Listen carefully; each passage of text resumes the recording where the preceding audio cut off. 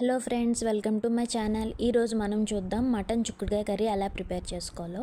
దానికోసం ఒక half KG mutton, ఒక 4 చాప్డ్ ఆనియన్స్ తీసుకున్నానండి. నేను కడాయి పెట్టుకుని ఒక 4 టేబుల్ స్పూన్స్ ఆయిల్ యాడ్ చేసుకుని అందులో ఆనియన్స్ కూడా యాడ్ చేసుకుని అవి బ్రౌన్ కలర్ వచ్చే వరకు వేయించుకున్న తర్వాత ఒక 2 tablespoon ginger garlic paste add చేసుకుని అది పచ్చివాసన పోయే వరకు వేగిన తర్వాత మనం మటన్ యాడ్ చేసుకోవాలండి.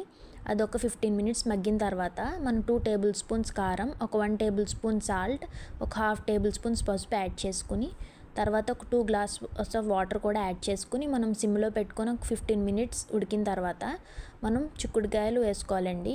నేనైతే 10 చిక్కుడుకాయలు తీసుకున్నాను. అవి ఒక 10 మినిట్స్ ఉడికిన తర్వాత ఒక 2 table spoons garam masala powder add చేసుకుని తర్వాత దించే ముందు గార్నిష్ కోసం కొత్తిమీర యాడ్ చేసుకుంటే ఎంతో ఎమ్మీగా ఉండే మటన్ కర్రీ రెడీగా ఉంది. మీకు ఈ వీడియో నచ్చినట్లయితే please do like, share and subscribe.